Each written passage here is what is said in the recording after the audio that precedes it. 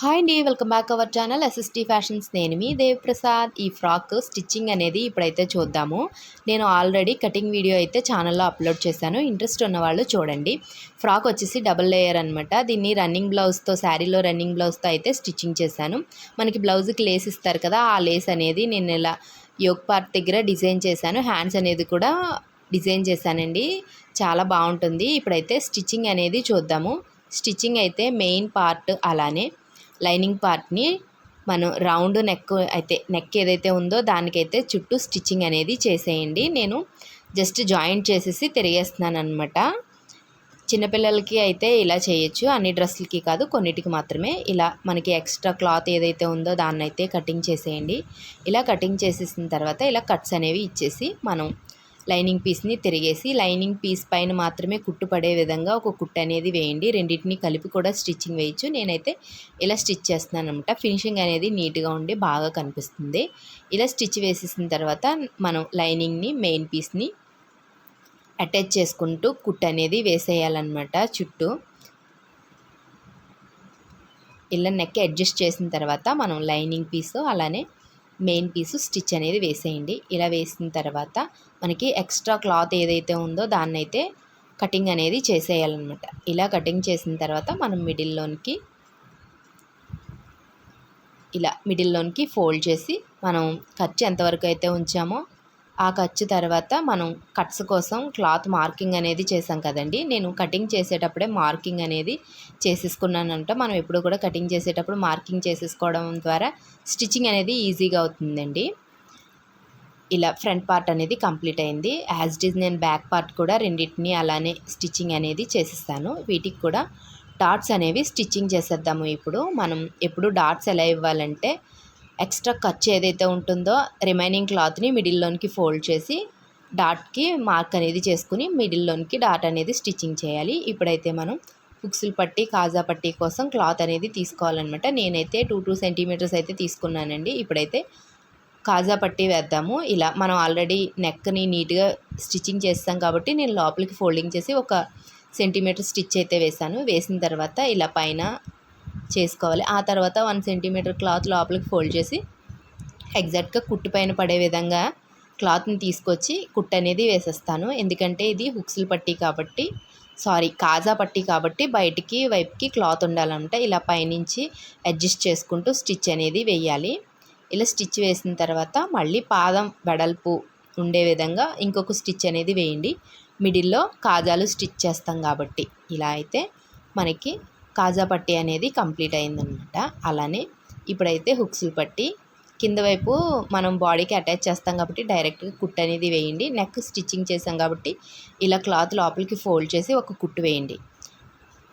ఇలా వేసిన తర్వాత టాప్ స్టిచ్ అనేది ఒకటి వేయాలండి. దీనికి ఇది హుక్స్ల పట్టి కాబట్టి ఈ పట్టి మొత్తంగా లోపలికి ఫోల్డ్ చేసేసుకొని లైనింగ్ వైపుకి వచ్చే విధంగా అయితే కుట్టు వేయాలి. అదే మనం కాజా పట్టీకి అయితే బయటికి క్లాత్ ఉంచుతాం కదా, ఇది అలా ఉంచక్కర్ లేకుండా లోపలికి కుట్టు అనేది వేయాలి. వీటిపైన హుక్స్లు అనేవి స్టిచ్చింగ్ చేస్తాం కదా. ఇప్పుడైతే ఇలా కటింగ్ అయిన తర్వాత స్టిచ్చింగ్ కంప్లీట్ అయిన తర్వాత మనం కాజా పట్టీ పైన హుక్స్లు పట్టి పెట్టి ఒక స్టిచ్ అనేది వేయండి. అంటే బాటమ్ పార్ట్ స్టిచ్చింగ్ చేసేటప్పుడు వీలుగా ఉండే విధంగా ఇలా స్టిచ్ అనేది వేయండి. ఇప్పుడైతే 2 షోల్డర్స్ని అటాచ్ అయితే చేసేసేయాలన్నమాట. షోల్డర్స్ రెండింటిని 2 వైపులో కూడా అటాచ్ చేసేయండి. 2 కుట్లు అయితే వేయండి.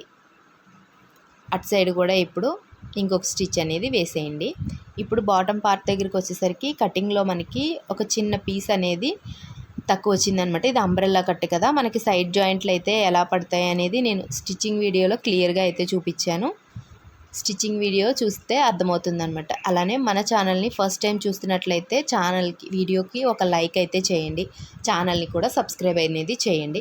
ఇలా మనకి పీస్ తక్కువ వచ్చిన వైపు కుట్టు అనేది వేయాలన్నమాట. ఇలా కుట్టు వేసిన తర్వాత పైనుంచి ఇంకో కుట్టు వేయాలి. అంటే నేను దారం అనేది వేరే కలర్ ఉంది కాబట్టి ఇప్పుడు వేయట్లేదు, తర్వాత కుట్టు అనేది వేస్తానండి. ఇలా 2 వైపులా 2 జాయింట్లు అనేది వేసేసుకోవాలి. వేసిన తర్వాత నేను ఇప్పుడు బాడీ పార్ట్ అనేది ఓవర్లోడ్ స్టిచ్చింగ్లో అనేది చేస్తున్నానండి. అంటే పిల్లలకి గుచ్చుకోకుండా ఉంటుంది కాబట్టి ఇలా బాడీ మెయిన్ పార్ట్ పైన మన బాటమ్ మెయిన్ పార్ట్ ఏదైతే ఉంటుందో అది పెట్టి స్టిచ్చింగ్ అనేది చేసేయాలన్నమాట. ఫస్ట్ లైనింగ్ అనేది పెట్టక్కర్ లేకుండా బాడీ మెయిన్ పార్ట్ పైన బాటమ్ మెయిన్ పార్ట్ అనేది పెట్టి స్టిచ్ అనేది వేయాలండి. ఇలా ఇప్పుడు వీడియోలో చూపిస్తున్న విధంగా మెయిన్ పార్ట్ పైన మెయిన్ పార్ట్ పెట్టి స్టిచ్ వేయాలన్నమాట. ఆ తర్వాత లైనింగ్ పార్ట్ తీసుకొని లైనింగ్ పార్ట్ వైపు ఇలా ఒక కుట్టు అనేది వేసేయాలి. ఇప్పుడు చూసారా, మనకి కుట్టు అనేది కనిపించకుండా లోడింగ్ పద్ధతిలో స్టిచ్ అనేది వేసానన్నమాట. దీనిపైన ఇప్పుడు మెయిన్ పీస్ పైన ఒక స్టిచ్ వేసుకుంటూ వచ్చేయాలి.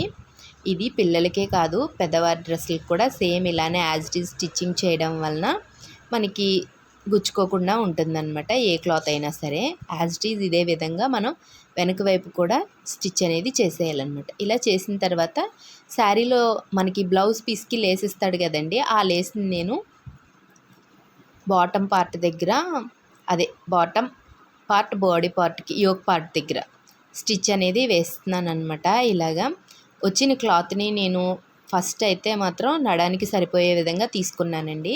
హ్యాండ్స్కి అయితే అంతగా సరిపోదు, అంటే మనకి జస్ట్ హ్యాండ్స్ వేసుకోవడానికి మాత్రమే ఇస్తాడు కదా బ్లౌజ్ పీస్కి, అలా అనమాట. నేనైతే ఫస్ట్ యోక్ పార్ట్కి అయితే తీసాను అనమాట బెల్ట్. ఇలా స్టిచ్చింగ్ అనేది చేశాను. ఇప్పుడు ఈ క్లాత్ నేను 8 సెంటీమీటర్స్ 8 ఇంచెస్ అయితే తీసుకున్నానండి. శారీ నుంచి సెపరేట్గా తీసుకున్నాను అనమాట. 4 ఇంచెస్ వచ్చేసి హ్యాండ్స్ స్టిచ్చింగ్ కోసం యూస్ చేస్తాను. 4 ఇంచెస్ వచ్చేసి నేను ఓన్లీ వెడల్పు చెప్తున్నానండి. శారీ పన్నా మొత్తం తీసేసుకున్నాను అనమాట. నేనైతే పొడవు ఎంత ఉంటుందో అంతా ఇలా 2 పీసుల కింద డివైడ్ చేసిన తర్వాత మిడిల్లోనికి అయితే ఫోల్డ్ చేస్తున్నాను అనమాట. ఫోల్డ్ చేసిన తర్వాత సైడ్ నుంచి, అదే మనకి ఖర్చు బాగా ఉంటుంది కదా, అక్కడి నుంచి సైడ్ నుంచి ఇలా స్టిచ్ అనేది వేసాను అనమాట. చిన్న రఫల్ హ్యాండ్స్ వచ్చే విధంగా స్టిచ్ చేయడానికి. అక్కడైతే మనకి స్ట్రైట్ పీస్ దగ్గర నేనైతే జిగ్జాగ్ చేసేసుకున్నానండి. జిగ్జాగ్ చేసుకొని మిడిల్లోనికి ఒక కట్ ఇచ్చానమాట. ఇలా మిడిల్లోనికి కట్ ఇచ్చిన తర్వాత ఆర్మ్ హోల్ దగ్గర నుంచి ఒక కుట్ అనేది వేసుకుంటూ వచ్చేస్తున్నాను. మనకి షోల్డర్స్ దగ్గర డైరెక్ట్గా కుడుతున్నాను అనమాట, షోల్డర్స్ దగ్గర నుంచి కాకుండా. ఇప్పుడు షోల్డర్ దగ్గర ఎలాగో మనకి తెలుస్తుంది కదా, ఆ తర్వాత ఏమో ఈ క్లాత్కి వచ్చేసి మిడిల్లోనికి కట్ పెట్టాను కదా, ఆ కట్ నుంచి షోల్డర్ వరకు ఎక్కడికి వస్తుందో అనేది తెలుసుకొని ఇలా కుచ్చులు పెట్టుకుంటూ స్టిచ్ అనేది వేసేసాను అనమాట. అడ్జస్ట్ చేసుకుంటూ వేయాలి. క్లాత్ అనేది టైట్గా అయితే లాగక్కర్లేదండి, చాలా ఈజీగా అయితే కుట్టుకుంటూ వచ్చేయచ్చు. ఇలా చివరి వరకు కుట్టు అనేది వేసేసేయాలి. ఇలా వేసిన తర్వాత ఇప్పుడు పిల్లలకి స్లీవ్లెస్ మాదిరిగా వచ్చినప్పుడు మనకి ఇలా గుచ్చుకుంటూ ఉంటుంది కదా, అలా అవసరం లేకుండా లోపలికి పెట్టి స్టిచ్ వేస్తాను అనమాట. మిగిలిన లేస్ని ఇలా నేను 2 పీసెస్గా డివైడ్ చేశాను అనమాట. ఫ్రంట్ వైపుకి ఎక్కువ వచ్చే విధంగా అయితే మాత్రం ఈ లేస్ అనేది స్టిచ్చింగ్ చేస్తున్నానండి. బ్యాక్ సైడ్ కొంచెం తక్కువగా వస్తుంది, ఫ్రంట్ సైడ్కి ఎక్కువగా వచ్చే విధంగా. అలానే నేను లోపల ఖర్చులు ఏవైతే ఉంటాయో అవి బాడీ పార్ట్కి వచ్చేసే విధంగా లోపల నుంచి నేనైతే క్లాత్ లోపలికి మడిచి పెడుతూ కుడుతున్నాను. మీకు వీడియోలో చూస్తున్నట్లయితే అర్థమవుతుంది కదా. ఇలా కుట్టు అనేది వేసేయాలన్నమాట. ఇలా లోపలికి పెట్టి స్టిచ్ వేస్తాను. ఇదే విధంగా ఇటు సైడ్ కూడా చేయండి, ఇంకొక వైపు కూడా అదే విధంగా కుట్టేయండి.